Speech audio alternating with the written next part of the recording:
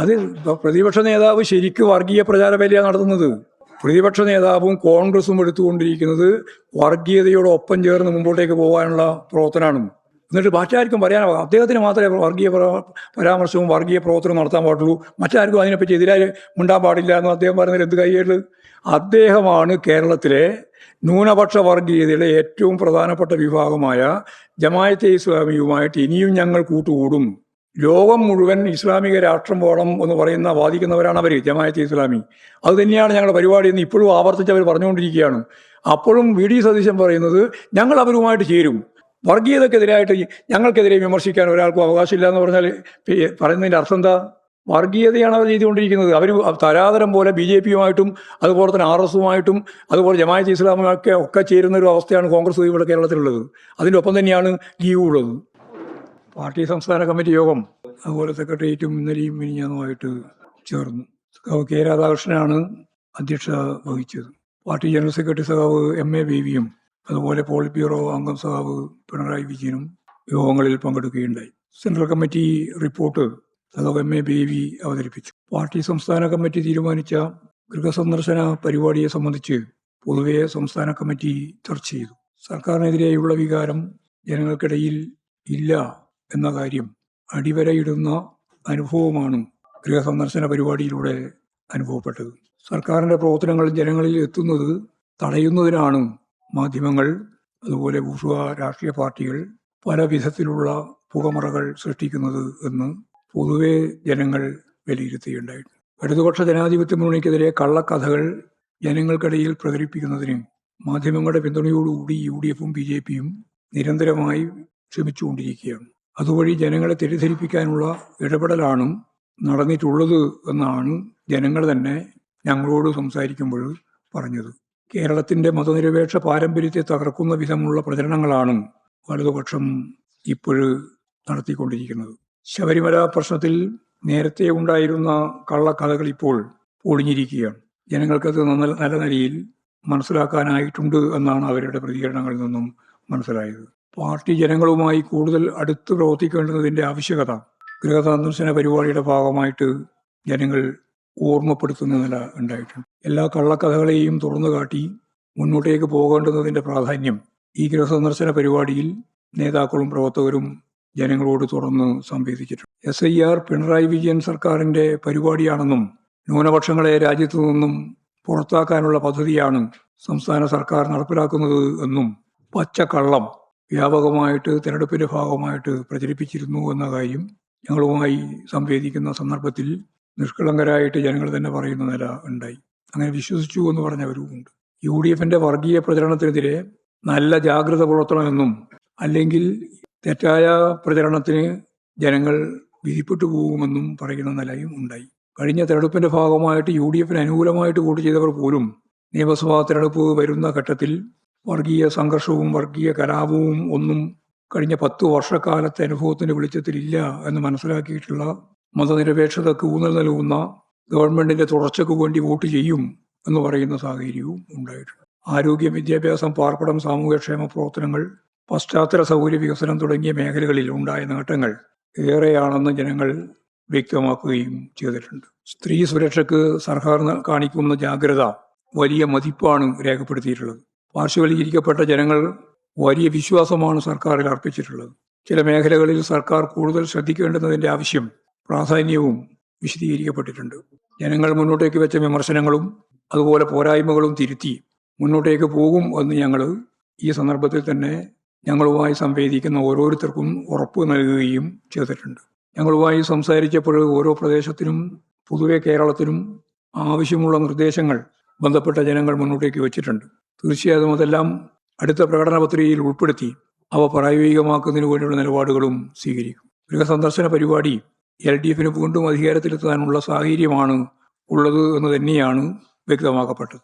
തെറ്റിദ്ധരിക്കപ്പെട്ട് കള്ളക്കഥകൾ വിശ്വസിച്ച് അങ്ങനെയുള്ള ആളുകളോട് കാര്യങ്ങൾ തുറന്ന് സംസാരിച്ചപ്പോൾ യാഥാർത്ഥ്യം മനസ്സിലാക്കി LDFിനോടൊപ്പം നിൽക്കും എന്ന, കഴിഞ്ഞ പ്രാവശ്യം പറ്റിയ തെറ്റ് തിരുത്തും എന്നും പറഞ്ഞ നിരവധി ആളുകൾ ഞങ്ങളുടെ ഈ സന്ദർശന ഘട്ടത്തിൽ കാണുകയുണ്ടായി. തിരഞ്ഞെടുപ്പിൻ്റെ ഘട്ടത്തിലുണ്ടായിരുന്ന വളരെ പ്രധാനപ്പെട്ട ഒരു കാര്യം ശബരിമല സ്വർണ്ണ കൊള്ളയുമായി ബന്ധപ്പെട്ട പ്രശ്നമാണ്.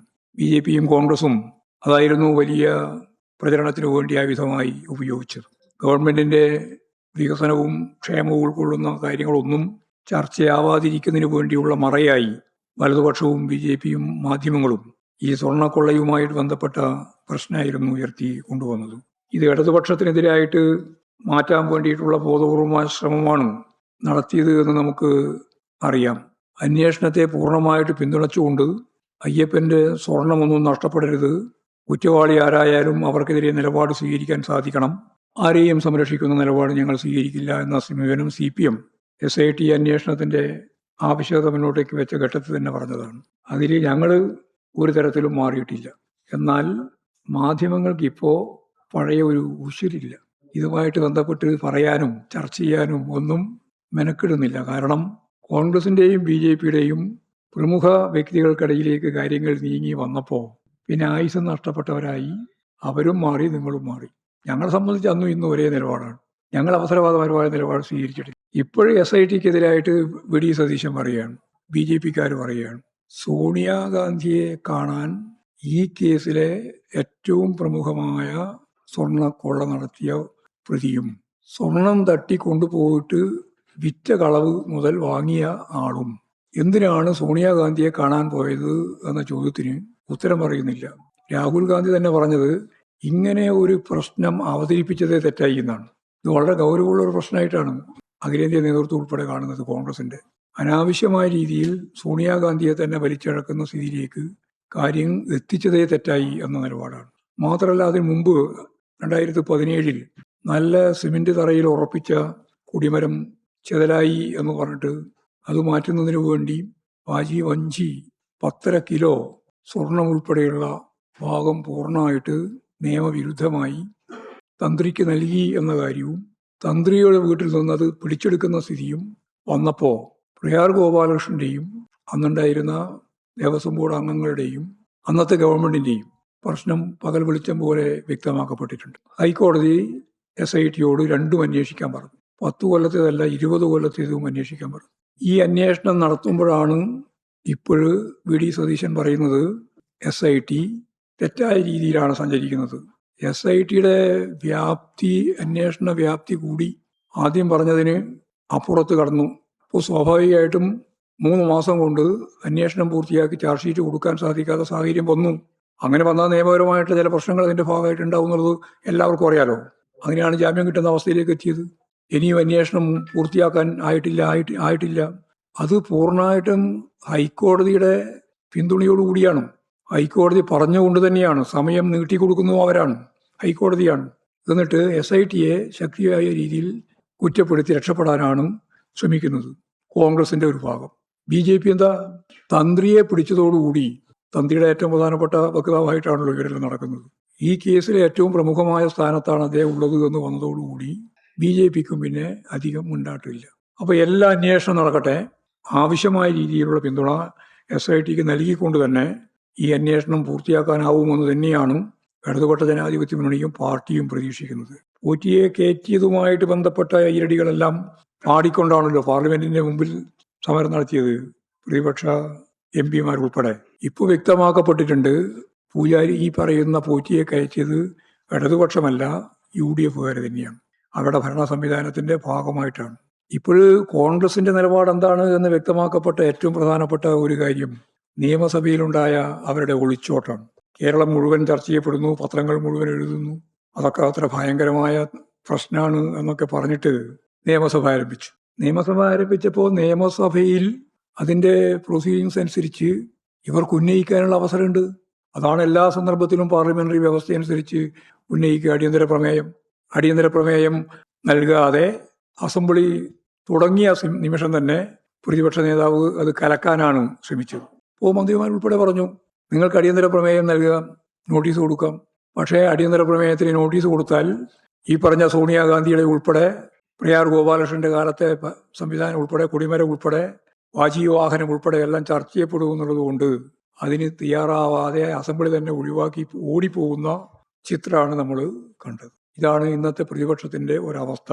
അപ്പോൾ നിയമസഭയിൽ നിന്ന് അവർക്ക് ഒളിച്ചോടേണ്ടുന്ന അവസ്ഥയുണ്ടായി. മന്ത്രിമാർ വെല്ലുവിളിച്ചു പറഞ്ഞു, നിങ്ങൾ അടിയന്തര പ്രമേയം കൊണ്ടുപോവാ, നമുക്ക് അടിയന്തര പ്രമേയം ചർച്ച ചെയ്യാം. അതാണ് അവർക്ക് ഏറ്റവും വലിയ പ്രയാസം. അടിയന്തര പ്രമേയം കൊണ്ട് ഇറങ്ങിപ്പോകാൻ പ്രശ്നമില്ല. പക്ഷേ അടിയന്തര പ്രമേയം വരികയും അതിൻ്റെ മേലെ ചർച്ച നടത്തുകയും ചെയ്താൽ പ്രതിക്കൂട്ടിലാവും എന്ന് മനസ്സിലാക്കിയിട്ട് അവരിൽ നിന്ന് ഒളിച്ചോടി പോകുന്ന സ്ഥിതിയാണ് ഉണ്ടായിട്ടുള്ളത്. മറ്റൊരു പ്രധാനപ്പെട്ട പ്രശ്നമായിരുന്നു കോർപ്പറേഷനിൽ ഭൂരിപക്ഷമില്ലെങ്കിലും ഒന്നാമത്തെ കക്ഷി എന്ന രീതിയിൽ ഭരണത്തിലേക്ക് വന്ന BJP.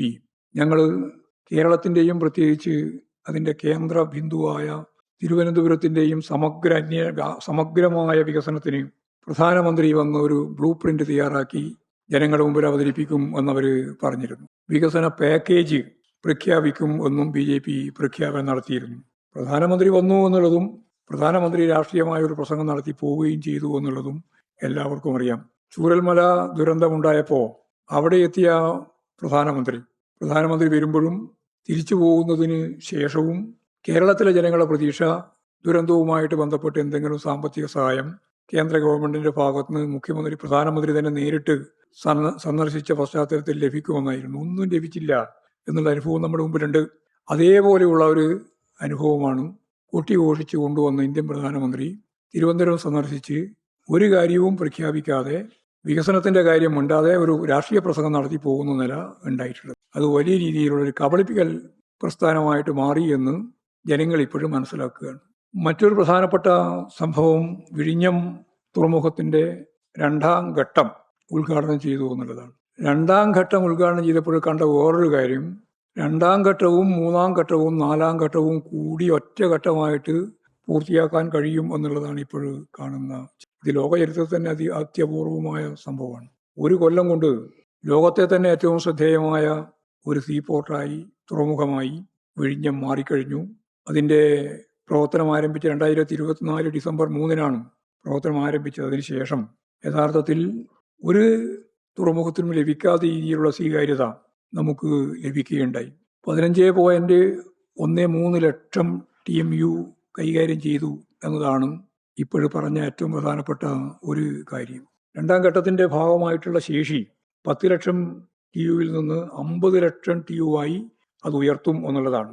അതോട് ഒരു 3-4 വലിയ കപ്പലുകൾക്ക് ഒരേ സമയം അടുക്കാനുള്ള സാഹചര്യവും അവിടെ ഉണ്ടാവും.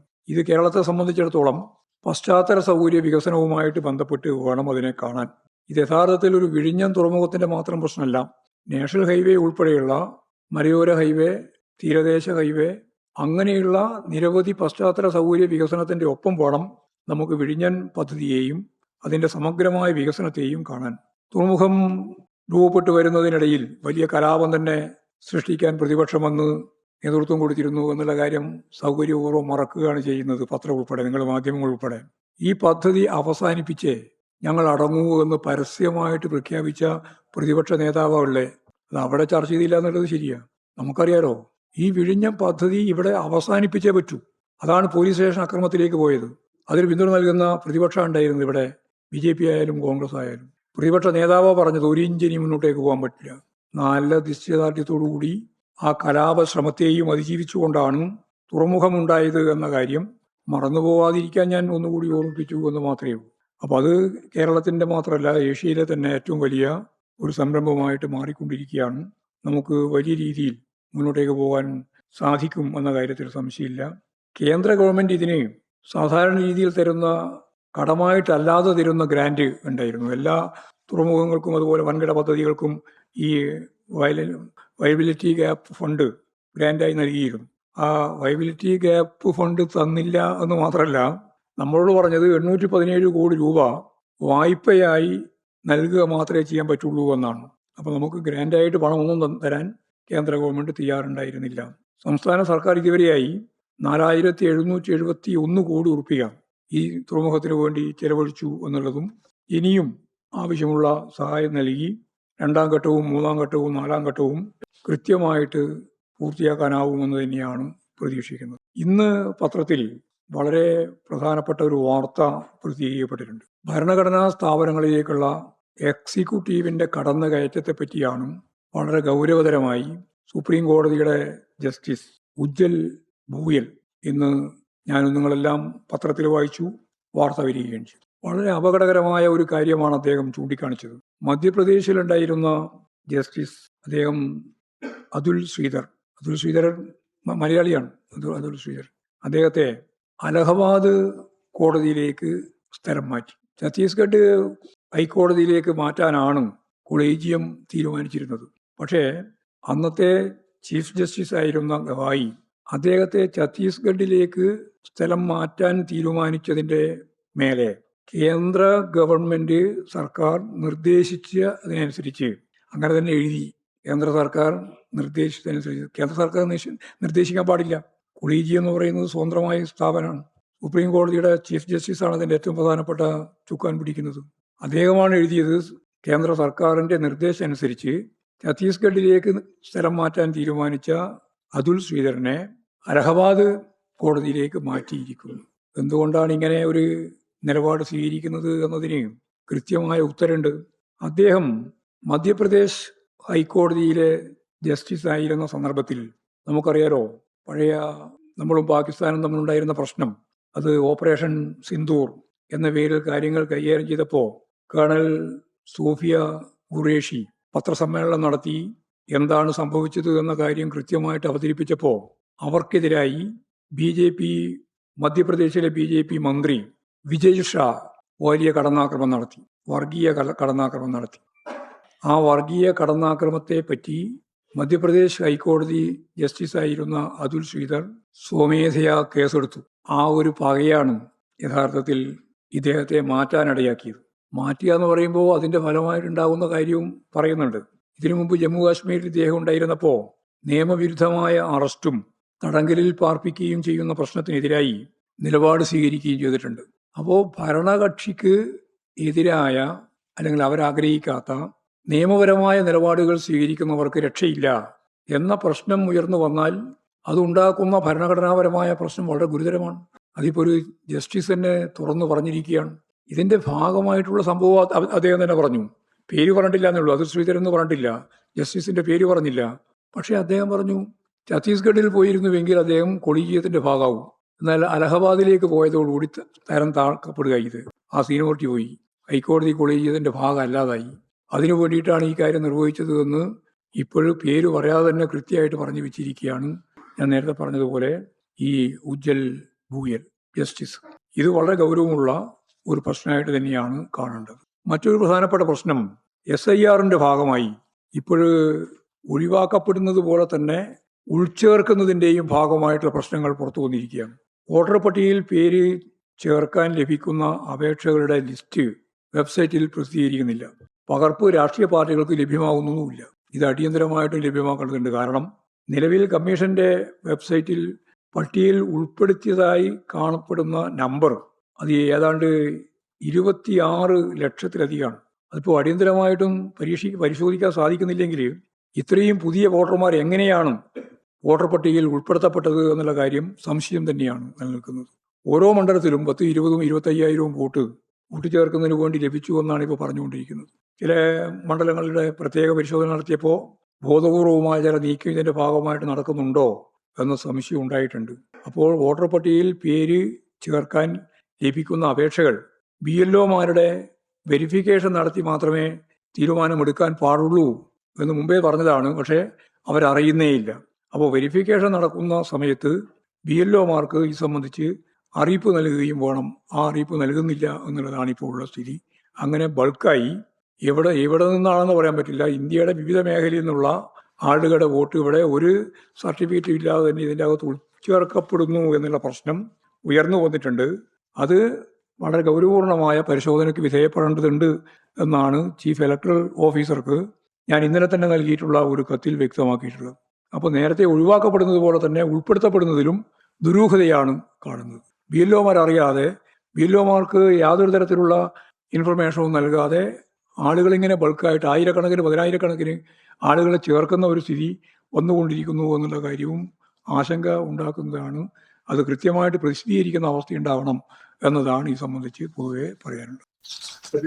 പ്രോജക്റ്റ് സംസ്ഥാന പരാജയപ്പെട്ടത് റെയിൽ പ്രോജക്ട് കേന്ദ്രം കൊണ്ടുവരാൻ പോവുകയാണ്. അത് യാഥാർത്ഥ്യമാവുമെന്നാണ് പറയുന്നത്.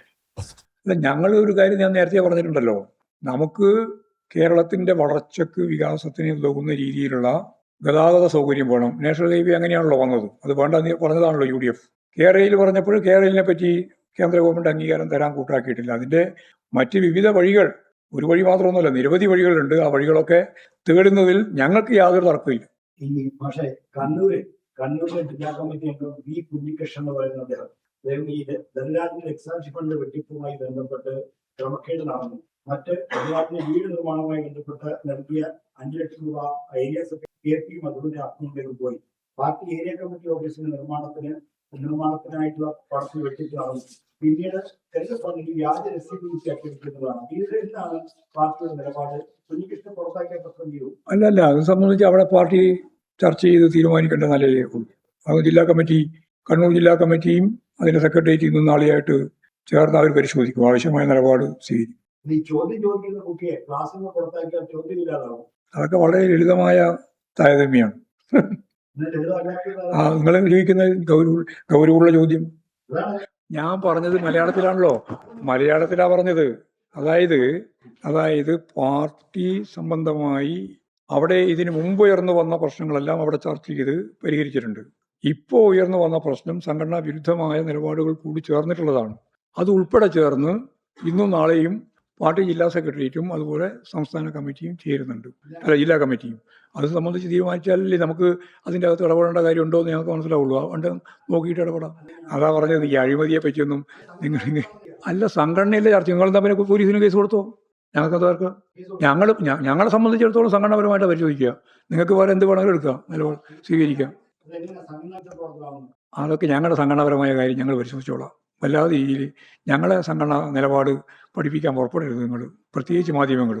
ഞങ്ങൾക്ക് വ്യക്തമായ ഒരു കാഴ്ചപ്പാടുണ്ട്. ആ കാഴ്ചപ്പാട് വെച്ചിട്ടാണ് ഞങ്ങൾ സംഘടന കൈകാര്യം ചെയ്യുക. അത് ഞങ്ങൾ പരിശോധിക്കും.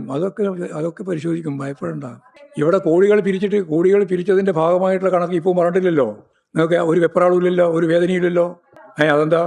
ഒരു മറുപാട് ചോദ്യമല്ല, ഞാനാ ചോദ്യം ചോദിക്കുന്നത്. ഞങ്ങളെ സംബന്ധിച്ചിടത്തോളം കൃത്യമായിട്ട് നിലപാട് സ്വീകരിച്ചു പോകും. ഞാൻ എല്ലാ കാലത്തും പറയുന്ന പോലെ ഇതും പറയുകയാണ്. അതിപ്പോൾ ആയിട്ടില്ല. നിങ്ങൾ വെറുതെ രക്തസാക്ഷി ഫണ്ടെന്ന് ഒരു നായാ പൈസ ഒരു തരത്തിലും വഞ്ചിക്കാനോ പറ്റിക്കാനോ അനുവദിക്കുന്ന പ്രശ്നമേ പാർട്ടിയെ സംബന്ധിച്ചിടത്തോളം ഇല്ല, ഉറപ്പാണ്. അതിൽ ഉയർന്നു വന്നത് ശരി, ഉയർന്നു വന്ന ആരോപണം ഉൾപ്പെടെയുള്ള കാര്യങ്ങളെ സംബന്ധിച്ച് അവിടെ പരിശോധിച്ച് ആവശ്യമായ നിലപാട് സ്വീകരിക്കുമെന്നാണ് ഞാൻ പറഞ്ഞത്. അതിൻ്റെ അകത്ത് ഞങ്ങൾ ഇടപെടേണ്ടിയുണ്ടെങ്കിൽ അപ്പോൾ ഇടപെടും. അതിനെല്ലാം മറുപടി പറഞ്ഞു കഴിഞ്ഞു. അതിന് ഞാൻ മറുപടി പറഞ്ഞു കഴിഞ്ഞു.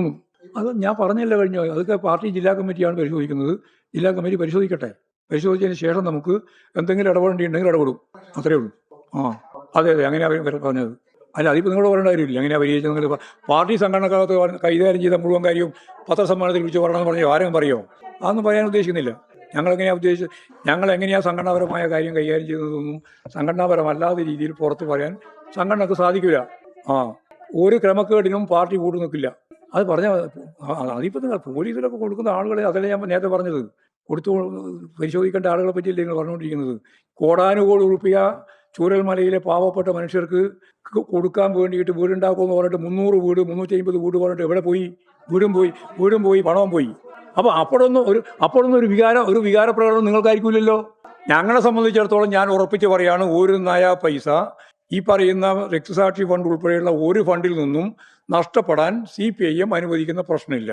ആരായാലും ആവശ്യമായ നിലപാട് പാർട്ടി സ്വീകരിക്കുന്നുണ്ട്, മുമ്പ് സ്വീകരിച്ചിട്ടുണ്ട്, ഇനിയും സ്വീകരിക്കാൻ ചെയ്യും. അതിലൊന്നും വിട്ടുവീഴ്ച ചെയ്യുമെന്ന് നിങ്ങൾ ധരിക്കേണ്ടിയില്ല. അത്രയേ ഉള്ളൂ കാര്യം. യെസ്, ഇത് ആ ക്രൈമായിട്ട് കൈകാര്യം ചെയ്യും. അതും കൈകാര്യം ചെയ്യും, ക്രൈമും കൈകാര്യം ചെയ്യും. ക്രൈം കൈകാര്യം ചെയ്യാൻ വേണ്ടിയിട്ട് വിഷമം നിങ്ങൾക്ക് ഉണ്ടാവണ്ട. അതാ പറഞ്ഞ രക്തസാക്ഷി ഫണ്ടിന്റെ ഭാഗമായിട്ട് ഒരു നയാ പൈസ ചോർന്നു പോകാനോ അല്ലെങ്കിൽ തെറ്റായ രീതിയിൽ കൈകാര്യം ചെയ്യാനോ പാർട്ടി അനുവദിക്കുന്ന പ്രശ്നമില്ല, അനുവദിച്ചിട്ടുമില്ല. ഉറപ്പായിട്ട് ഞാൻ പറയുകയാണ്. അതല്ലേ പറഞ്ഞേ, അവിടെ ചർച്ച ചെയ്ത് വരട്ടെ.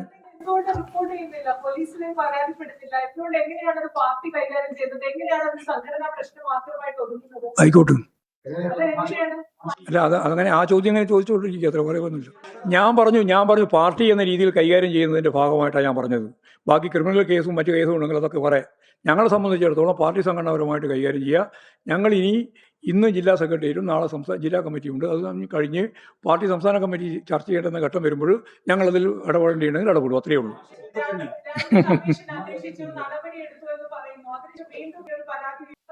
സംസ്ഥാന സെക്രട്ടറി അറിഞ്ഞിരുന്നു, മുഖ്യമന്ത്രിക്ക് അറിവുണ്ടായിരുന്നു, ഒരു പരിഹാരം ഉണ്ടായില്ല എന്ന് പറയാനുണ്ടായ സാഹചര്യം എങ്ങനെയാണ്? അത് അദ്ദേഹത്തോട് ചോദിക്കണം, എങ്ങനെ എന്താ കാര്യം ഉണ്ടായത്. നീതി ഞങ്ങളോട് ചോദിക്കേണ്ട കാര്യം എന്താണ്? നീതി ഞങ്ങൾ ഇത് സംബന്ധിച്ച് ഞാനിനി അതിന്റെ അപ്പുറത്ത് ഒരു കാര്യവും പറയാൻ ബാക്കിയില്ല. പാർട്ടി സംസ്ഥാന കമ്മിറ്റി ചർച്ച ചെയ്യേണ്ട വിഷയമല്ല. ജില്ലാ സെക്രട്ടേറിയറ്റും ജില്ലാ കമ്മിറ്റിയും ചർച്ച ചെയ്യേണ്ട വിഷയമാണ്. അത് രണ്ടും ചർച്ച ചെയ്തതിന് ശേഷം പാർട്ടി സംസ്ഥാന കമ്മിറ്റി ഇടപെടേണ്ടുന്ന ഘട്ടം വന്നാൽ ഞങ്ങൾ ഇടപെടുമെന്നാണ് ഞാൻ പറഞ്ഞത്. അതാണ് എല്ലാ ചോദ്യത്തിന്റെയും ഉത്തരം. യെസ്, അതൊക്കെ ശരിയാണ്. ഞങ്ങൾക്കറിയാം, അതെല്ലാം അറിയാം. അറിയുന്നത് കാര്യമില്ല. നിങ്ങൾ ചോദിക്കുന്ന ചോദ്യത്തിൽ ഞാൻ മറുപടി പറഞ്ഞു. ആയിക്കോട്ടെ ആയിക്കോട്ടെ. അദ്ദേഹം പറയാൻ കാരണം നിങ്ങളുടെ പാർട്ടിക്കകത്ത് ജില്ലാ കമ്മിറ്റിക്കകത്ത് പറഞ്ഞിട്ട് അത് വേണ്ട രീതിയിൽ പാർട്ടി ചോദിക്കാത്തത് കൊണ്ടാണ് അദ്ദേഹം പരസ്യമായി പാർട്ടിക്കകത്ത് പറഞ്ഞ മുഴുവൻ കാര്യം ഗൗരവപൂർവ്വം പരിഗണിച്ചിട്ടുണ്ട്. ഇനിയും പരിഗണിക്കും. അത്രയേ ഉള്ളൂ അക്കാര്യത്തിൽ. അതിലൊന്നും പരിഗണനയില്ലാതിരിക്കുന്ന ഒരു പാർട്ടി നിലപാടല്ല ഞങ്ങൾ സ്വീകരിക്കുക. മറ്റേതെങ്കിലും പാർട്ടിയെ പോലെയുമല്ല. ഞങ്ങളത് കൃത്യമായിട്ട് പരിഗണിച്ച് ആവശ്യമായ നിലപാട് സ്വീകരിച്ചു പോകുന്ന പാർട്ടിയാണ്. ഇനിയും സ്വീകരിച്ചു പോകും. അത്രയേ ഉള്ളൂ. അത് അദ്ദേഹത്തോട് ചോദിക്കേണ്ടതാണ്. വി കുഞ്ഞേഷനോട് ചോദിക്കേണ്ടതാണ്. പാർട്ടിക്കെതിരായിട്ടുള്ള നിലപാട് അദ്ദേഹം എന്തുകൊണ്ടാണ് സ്വീകരിച്ചത് എന്നുള്ളത് അദ്ദേഹത്തോടെ ചോദിച്ചാലേ മനസ്സിലാവും. ഓ,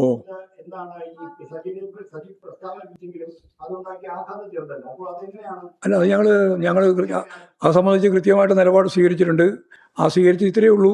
അതായത് പാർട്ടി ഇന്ത്യയിലെ മതനിരപേക്ഷ ഉള്ളടക്കത്തിന് വേണ്ടി നിലകൊള്ളുന്ന ഏറ്റവും പ്രധാനപ്പെട്ട ഇടതുപക്ഷ പാർട്ടിയാണ്. അതാണ് CPIM. വർഗീയ രീതിയിലുള്ള ഒരു പരാമർശവും പാർട്ടിയുടെ ഒരു ഭാഗത്തും ഉണ്ടാവാൻ പാടില്ല. ഉണ്ടാവുന്നത് ഒരു തരത്തിലും പാർട്ടി അംഗീകരിക്കുന്നില്ല. ഈ നിലപാടാണ് പാർട്ടി പൊതുവെ സ്വീകരിക്കുന്നത്. ആ പൊതു സ്വീകാര്യത നിലനിർത്തിക്കൊണ്ട് മാത്രമേ ഇനി ഇത്തരത്തിലുള്ള പരാമർശങ്ങൾ നടത്താൻ പാടുള്ളൂ എന്ന് പാർട്ടി സംസ്ഥാന കമ്മിറ്റി കണ്ടിട്ടുണ്ട്. ഇല്ല, നടപടിയൊന്നുമില്ല. നടപടിയല്ലല്ലോ, എല്ലാറ്റിനും പരിഹരിക്കുകയല്ലേ. അദ്ദേഹം തന്നെ ആ കാര്യം ചൂണ്ടിക്കാണിച്ചല്ലോ, ഖേദം പ്രകടിപ്പിച്ചല്ലോ. പിന്നെ നടപടി എന്താണ്? അല്ലല്ല, ഞങ്ങൾ പറഞ്ഞിട്ടൊന്നുമില്ല. ഞങ്ങൾ പറഞ്ഞിട്ടല്ല ആദ്യം പറഞ്ഞതും, ഞങ്ങൾ പറഞ്ഞിട്ടല്ല ഈ പറഞ്ഞ ഖേദം പ്രകടിപ്പിച്ചതും. അല്ല, ഞാൻ പറഞ്ഞല്ലോ ഒരുപാട് കാര്യത്തെ അവർ പറഞ്ഞിട്ടുള്ള കാര്യങ്ങളെല്ലാം ഞങ്ങൾ പരിശോധിച്ച് ആവശ്യമായ തിരുത്തൽ വരുത്തും എന്നാണ് പറഞ്ഞത്. ഒരു തെറ്റുമില്ല എന്നല്ല ഞാൻ പറഞ്ഞത്. തെറ്റൊക്കെ തിരുത്തി ശരിയായ രീതിയിൽ മുന്നോട്ടേക്ക് പോകാനാണ് തീരുമാനിച്ചത്. അല്ലല്ല, അങ്ങനെയല്ല. അതും നിങ്ങൾ ഉപയോഗിച്ചിട്ടുണ്ടെന്നാണ് പറഞ്ഞത്. വാർത്താ മാധ്യമങ്ങളും അതുപോലെ തന്നെ ഈ ബൂർഷ്വ പാർട്ടികളും അതിനെയൊക്കെ ഉപയോഗിച്ച് തെറ്റായ രീതിയിലുള്ള പ്രചാരങ്ങൾ നടത്തിയിട്ടുണ്ട്. അത് കുറെ ശേഷിച്ചിട്ടുണ്ടെന്നാണ് പറഞ്ഞത്. ഈ പ്രതിപക്ഷ നേതാവ് ജമാഅത്തെ ഇസ്ലാമി വെൽഫെയർ പാർട്ടി കൂട്ടുകെട്ടിൽ ഉറച്ചു നിൽക്കുന്നു. ഇക്കാര്യത്തിൽ ലീഗിനെ ഒറ്റപ്പെടുത്തി ആക്രമിക്കേണ്ട എന്ന് കഴിഞ്ഞ ദിവസം അദ്ദേഹം പറഞ്ഞു. ഇതിൽ പറയാൻ LDF-ന് CPM-ന് അവകാശമില്ല, ഈ ഒരു കൂട്ടുകെട്ടിനെ സംബന്ധിച്ച് വിമർശിക്കാൻ അവകാശമില്ല എന്ന വാദമാണ് പ്രതിപക്ഷ നേതാവ് തുടർച്ചയായി നടത്തുന്നത്. അത് പ്രതിപക്ഷ നേതാവ് ശരിക്കും വർഗീയ പ്രചാരവേലയാണ് നടത്തുന്നത്. പ്രതിപക്ഷ നേതാവും കോൺഗ്രസും എടുത്തുകൊണ്ടിരിക്കുന്നത് വർഗീയതയോടൊപ്പം ചേർന്ന് മുമ്പോട്ടേക്ക് പോകാനുള്ള പ്രവർത്തനമാണ്. എന്നിട്ട് മറ്റാർക്കും പറയാനാവും. അദ്ദേഹത്തിന് മാത്രമേ വർഗീയ പരാമർശവും വർഗീയ പ്രവർത്തനവും നടത്താൻ പാടുള്ളൂ. മറ്റാർക്കും അതിനെപ്പറ്റി എതിരായി മിണ്ടാൻ പാടില്ല എന്ന് അദ്ദേഹം പറയുന്നതിൽ എന്ത് കൈയ്യേട്? അദ്ദേഹമാണ് കേരളത്തിലെ ന്യൂനപക്ഷ വർഗീയതയുടെ ഏറ്റവും പ്രധാനപ്പെട്ട വിഭാഗമായ ജമാഅത്തെ ഇസ്ലാമിയുമായിട്ട് ഇനിയും ഞങ്ങൾ കൂട്ടുകൂടും. ലോകം മുഴുവൻ ഇസ്ലാമിക രാഷ്ട്രം വേണം എന്ന് വാദിക്കുന്നവരാണ് അവർ, ജമാഅത്തെ ഇസ്ലാമി. അത് തന്നെയാണ് ഞങ്ങളുടെ പരിപാടി എന്ന് ഇപ്പോഴും ആവർത്തിച്ച് അവർ പറഞ്ഞുകൊണ്ടിരിക്കുകയാണ്. അപ്പോഴും VD സതീശൻ പറയുന്നത് ഞങ്ങൾ അവരുമായിട്ട് ചേരും. വർഗീയതക്കെതിരായിട്ട് ഞങ്ങൾക്കെതിരെ വിമർശിക്കാൻ ഒരാൾക്കും അവകാശമില്ല എന്ന് പറഞ്ഞാൽ പറയുന്നതിൻ്റെ അർത്ഥം എന്താ? വർഗീയതയാണ് അവർ ചെയ്തുകൊണ്ടിരിക്കുന്നത്. അവർ തരാതരം പോലെ BJP-യുമായിട്ടും അതുപോലെ തന്നെ RS-ഉമായിട്ടും അതുപോലെ ജമാഅത്തെ ഇസ്ലാമുമൊക്കെ ചേരുന്ന ഒരു അവസ്ഥയാണ് കോൺഗ്രസ് ഇവിടെ കേരളത്തിലുള്ളത്. അതിൻ്റെ ഒപ്പം തന്നെയാണ് ലീഗ് ഉള്ളത്. മാറ്റിയില്ല എന്ന് അവർ തന്നെ പറഞ്ഞല്ലോ. ജമാഅത്തെ ഇസ്ലാമികാരനെ പറഞ്ഞു ഞങ്ങൾ മാറ്റിയില്ല. പിന്നെ എങ്ങനെയാ സതീശൻ മാറ്റാകുക? സതീശൻ 4 വോട്ട് കിട്ടാൻ വേണ്ടിയിട്ട് എന്ത് അവസരവാദവും നിലപാട് സ്വീകരിക്കുന്നയാളാ. അതാ കാര്യം. എന്നിട്ട് വർഗീയതക്കെതിരായിട്ട് വലിയ പ്രസംഗം നടത്തിക്കൊണ്ടിരിക്കും. മറ്റാരും പറയാൻ പാടില്ലെന്നും മറ്റാർക്കും പറയാൻ അവകാശമില്ല എന്നും പറയാം. തുടർച്ചയായ വിവാദപരമായിട്ടുള്ള വർഗീയ പരാമർശം ഇതേ ചോദ്യങ്ങൾ നമ്മൾ VD സതീശനോട് ചോദിച്ചു. അദ്ദേഹം ആ ഭാഗത്തിൽ മറുപടി പറയുന്നില്ല. അത് കേൾപ്പതായി ശ്രദ്ധിക്കുന്നില്ല. AKGയെ പരാമർശിച്ചുകൊണ്ട് അദ്ദേഹം നടത്തിയിട്ടുള്ള പ്രസംഗമുണ്ട്. ഈ ഷാജി എന്ത് തോന്നിയാസവും പറയാൻ ഒരു മടിയില്ലാത്ത രാഷ്ട്രീയ നേതാവാന്ന് തന്നെ പറയാൻ പറ്റില്ല. തോന്നിയാസിയാണ്. എന്ത് പറയും. അതിനോടൊന്നും മറുപടി പറയാൻ പറ്റില്ല. അവിടെ മറുപടി പറയാത്തത് തോന്നിയാസം തന്നെ. AKGയെ പറ്റി പറഞ്ഞതെല്ലാം തോന്നിയാസല്ല, അതിന്റെ അപ്പുറത്ത് എന്തെങ്കിലും പറയാനുള്ള പദം ഉണ്ടെങ്കിൽ നിങ്ങൾ ഉപയോഗിച്ചു. ശരി.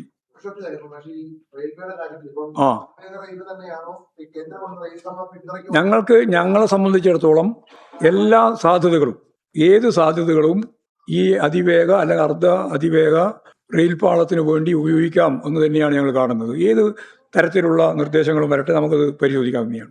കേരളയിൽ തന്നെ അതേപോലെ തന്നെ തുടരണം. അതാണ് കേന്ദ്ര ഗവൺമെൻറ് അംഗീകരിക്കുന്നില്ല. അത് വെറുതെ നിന്ന് പറഞ്ഞിട്ട് കാര്യമില്ല. അപ്പോൾ അത് സംബന്ധിച്ചെല്ലാമുള്ള പുതിയ പ്രൊജക്റ്റുകൾ വരുന്നുണ്ടെങ്കിൽ അതിനെയും നമുക്ക് പരിശോധിക്കാവുന്നതാണ്. ആവശ്യമായ നിലപാട് സ്വീകരിക്കാവുന്നതാണ്.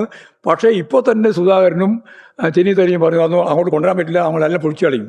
ഇവരെല്ലാം യഥാർത്ഥത്തിൽ കേരളത്തിൻ്റെ വികസന വിരുദ്ധമായ നിലപാട് സ്വീകരിക്കുന്നവരാണ്. കാലഹരണപ്പെട്ടുപോയ രീതിയാണ് അവതരിപ്പിക്കുന്നത്. ഞാൻ അത്രയും ഇപ്പം പറയുന്നുള്ളൂ. ഇത് സംബന്ധിച്ച ചർച്ച CM-ഉം ശ്രീധരനും ഒക്കെ നടത്തിയിരുന്നു പാർട്ടിക്ക്. എല്ലാ ചർച്ചയും നടത്തുന്ന